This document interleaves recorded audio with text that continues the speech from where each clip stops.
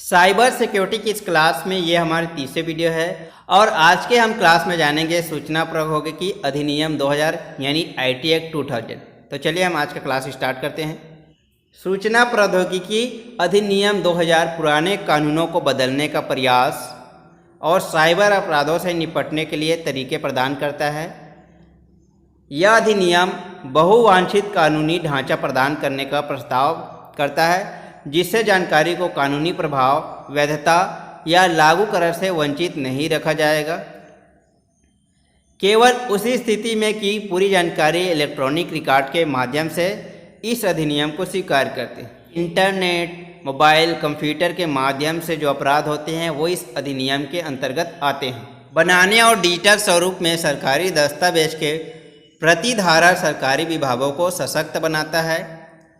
इस अधिनियम में इलेक्ट्रॉनिक रिकॉर्ड की उत्पत्ति एवं प्रमाणीकरण डिजिटल हस्ताक्षर के माध्यम से एक कानूनी ढांचे का प्रस्ताव प्रस्तुत किया गया है। सूचना प्रौद्योगिकी अधिनियम के प्रमुख प्रावधान निम्नलिखित है। पहला, अधिनियम का द्वितीय अध्याय कहता है कि कोई भी ग्राहक अपने डिजिटल हस्ताक्षर जोड़कर एक इलेक्ट्रॉनिक रिकॉर्ड प्रमाणित कर सकता है। कोई भी व्यक्ति ग्राहक की सार्वजनिक कुंजी के प्रयोग से एक इलेक्ट्रॉनिक रिकॉर्ड को सत्यापित कर सकता है। दूसरा, अधिनियम का तृतीय अध्याय इलेक्ट्रॉनिक गवर्नेंस के बारे में डिजिटल हस्ताक्षर की कानूनी मान्यता का विवरण देता है। तीसरा, अधिनियम का चतुर्थ अध्याय विनियमन के प्रमाण पत्र अधिकारियों के प्रमाण पत्र के लिए एक योजना देता है। यह अधिनियम प्रमाण पत्र प्राधिकरणों के नियंत्रक के परिकल्पना पूर्ण करता है जो अधिकारियों की गतिविधियों पर निगरानी रखने का काम करेगा। क्योंकि प्रमाण पत्र प्राधिकरणों में शासन करने वाले मानक तथा शर्तों को भी विभिन्न रूपों और डिजिटल हस्ताक्षर प्रमाण पत्र की सामग्री के रूप में निर्दिष्ट प्राधिकारी का प्रमाण पत्र प्रदर्शित करेगा। यह अधिनियम विदेशी अधिकारियों को पहचानने की आवश्यकता को मान्यता देता है। लाइसेंस प्राप्त करने के लिए प्रावधानों के मुद्दे जारी करते हुए डिजिटल हस्ताक्षर प्रमाण पत्र की अधिक जानकारी देता है। अधिनियम का षष्ठम अध्याय डिजिटल हस्ताक्षर प्रमाण पत्र से संबंधित बातों की योजना का विवरण देता है। उपभोक्ता के कर्तव्य शुल्क भी इस अधिनियम में निहित है। अधिनियम का नौवां अध्याय पेनाल्टीज, दंड, जुर्माना और विभिन्न अपराध के लिए अधिनियम कानून के बारे में विवरण देता है। प्रभावित व्यक्तियों को हुए निजी नुकसान तथा कंप्यूटर प्रणाली आदि के नुकसान के लिए क्षतिपूर्ति के रूप में 1 करोड़ रुपये से आर्थिक दंड तय किया गया है। अधिनियम एक निर्णायक अधिकारी की नियुक्ति के बारे में कहता है जिसमें वह अधिकारी किसी भी व्यक्ति द्वारा किसी भी प्रावधानों का उल्लंघन किया गया है उसका निर्णय करेगा। यह अधिकारी भारत सरकार या राज्य सरकार का समकक्ष अधिकारी होगा जो एक निर्देशन की रेंज से नीचे नहीं होगा। इस निर्णायक अधिकारी को एक नागरिक न्यायालय का अधिकार दिया गया है। अधिनियम का 10वां अध्याय साइबर रेगुलेशन अपीलेट ट्रिब्यूनल की स्थापना के बारे में विवरण देता है जिससे अपील निर्णायक अधिकारियों द्वारा पारित आदेश के विरुद्ध अपील की जाएगी। चलिए हम अधिनियम के उद्देश्य के बारे में समझते हैं। तो इस अधिनियम के मुख्य उद्देश्य है, पहला, इलेक्ट्रॉनिक डेटा स्थानांतरण यानी इलेक्ट्रॉनिक डेटा इंटरचेंज को कानूनी मान्यता देना। इलेक्ट्रॉनिक कॉमर्स यानी ई कॉमर्स को विनियमित करना। तीसरा, सरकारी विभागों या एजेंसियों में दस्तावेज को इलेक्ट्रॉनिक रूप में जमा करने की सुविधा देना। अब हम समझते हैं अधिनियम का लागू होना।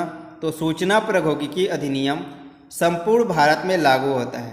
इसके साथ ही उन अपराध या कार्यों में भी लागू होता है जो किसी व्यक्ति द्वारा भारत से बाहर किए गए हों। लेकिन यह अधिनियम नहीं होता प्रक्रम या लिखत के लिए, पावर ऑफ अटॉर्नी के लिए, ट्रस्ट के लिए, वसीयत तथा अन्य साक्ष्य के लिए, अचल संपत्तियों का अनुबंध, बिक्री या उपयोग सुविधा के लिए, संघीय सरकार द्वारा सूचित अन्य प्रकार के दस्तावेज या लेन देन के लिए। अब हम समझते हैं जो सूचना प्रौद्योगिकी अधिनियम है उसमें संशोधन हुआ था। तो पहली संशोधन हुआ था अधिनियम 2008 में, तो इसलिए इसका नाम है आईटी एक्ट 2008। सूचना प्रौद्योगिकी संशोधन अधिनियम 2008 संक्षिप्त में अधिनियम एक मुख्य भारतीय अधिनियम है जो उन कानूनी चुनौतियों को संबोधित करता है जो इंटरनेट से संबंधित है।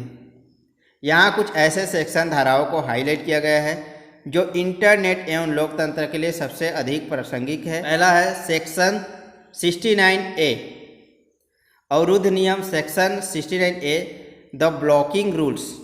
आईटी संशोधन अधिनियम 2008 का सेक्शन 69A केंद्र सरकार को उन सभी कॉन्टैक्ट्स को ब्लॉक करने की अनुमति प्रदान करता है जो राज्य की सुरक्षा या संप्रभुता, भारत की रक्षा या अखंडता, विदेशी राज्यों के साथ मैत्रीपूर्ण संबंध एवं सार्वजनिक व्यवस्था के लिए खतरा हो।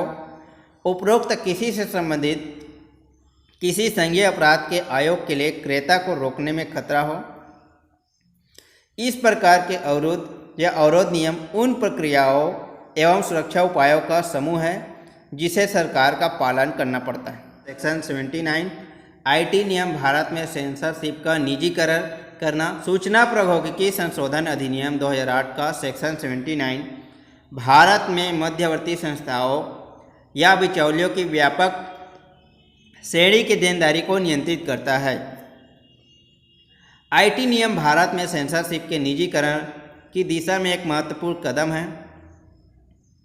तीसरा है सेक्शन 67 एवं 67A जो कि नग्नता निषेध है। सेक्शन 77 एंड 77A इसमें भारत में इंटरनेट पर प्रसारित होने वाली अश्लील सामग्री को लंबे समय से आकर्षित एवं उन पर टिप्पणी की जा रही है। देश में अश्लीलता ऑफलाइन एवं ऑनलाइन दोनों ही प्रकार से प्रतिबंधित है। सेक्शन 67 एवं 67A के अंतर्गत अश्लीलता को कम करने का महत्वपूर्ण उपाय क्रमशः अश्लील एवं यौन स्पष्ट सामग्री को प्रतिबंधित करना है। फोर्थ है सेक्शन 66A आक्रमण संदेश भेजने पर प्रतिबंध। सूचना प्रौद्योगिकी संशोधन अधिनियम 2008 के सेक्शन 66A के अंतर्गत किसी कम्युनिकेशन उपकरण या ऑनलाइन मीडिया के माध्यम से आक्रमण संदेश ऑफेंसिव मैसेज भेजना प्रतिबंधित है। आक्रमण संदेश का आशय उन सभी संदेश से है जो प्रेषक द्वारा किसी को असुविधा के बारे में पूर्ण जानकारी होती है। सेक्शन 66A के अंतर्गत ऐसे प्रेषक को 3 साल का कारावास होने के साथ साथ अर्थदंड यानी जुर्माना भी देना होगा।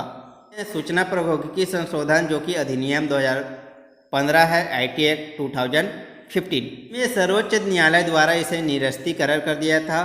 25 मार्च 2015 को सर्वोच्च न्यायालय ने फैसला दिया था कि सेक्शन 66 पूर्ण रूप से असंवैधानिक है। अदालत ने यह कहा था कि सूचना प्रौद्योगिकी अधिनियम 2000 के सेक्शन 66A भारत के संविधान के अनुच्छेद 19(1) के तहत प्रदान की गई मनमाने ढंग से अत्यधिक और असंतुलित रूप से भाषण या बोलना स्वतंत्र भाषा के अधिकार पर हमला है। अदालत ने अधिनियम के सेक्शन 69A एवं 79 को हड़पाने के लिए एक याचिका खारिज कर दी जो कुछ वेबसाइट को रोकने के लिए प्रक्रिया सुरक्षा उपायों से निपटना है। अब हम समझते हैं सूचना प्रौद्योगिकी संशोधन अधिनियम 2016 के बारे में, आईटी एक्ट 2016 के बारे में। सूचना प्रौद्योगिकी अधिनियम 2000 का सेक्शन 78 पुलिस ऑफिसर जो इंस्पेक्टर पद से नीचे न हो का अधिनियम के अंतर्गत किसी भी प्रकार की साइबर अपराध, साइबर धोखेबाजी, वित्तीय या किसी अन्य प्रकार के अपराधों का निरीक्षण करने का अधिकार देता है। इस प्रकार आईटी अधिनियम 2000 के सेक्शन 75 के तहत पुलिस इंस्पेक्टर पद से नीचे पद वाला पुलिस ऑफिसर साइबर अपराधों आदि का निरीक्षण नहीं कर सकता है तथा इस प्रकार गांव में साइबर अपराध जैसे बहुत सारे केस लंबे समय तक अटके पड़े रहते हैं, क्योंकि वहां पर अधिकांश पुलिस इंस्पेक्टर के पद से नीचे पद वाला पुलिस ऑफिसर ही सारी व्यवस्था को संभालता है।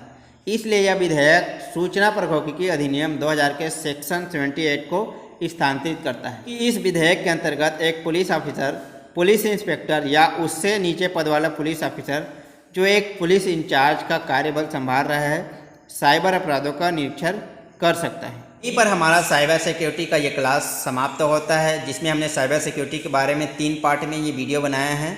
आपको ये वीडियो अच्छा लगा होगा।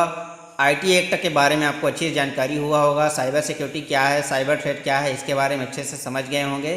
तो इस प्रकार आप अपने मोबाइल या कंप्यूटर की सुरक्षा कर सकते हैं, साइबर थ्रेट से सुरक्षा कर सकते हैं और आईटी एक्ट 2000 के तहत आप कानूनी लड़ाई भी लड़ सकते हैं। तो आई होप आपको वीडियो अच्छा लगा होगा, इन्फॉर्मेटिव लगा होगा। तो लाइक शेयर करना ना भूलें और चैनल को सब्सक्राइब करके जरूर रखें।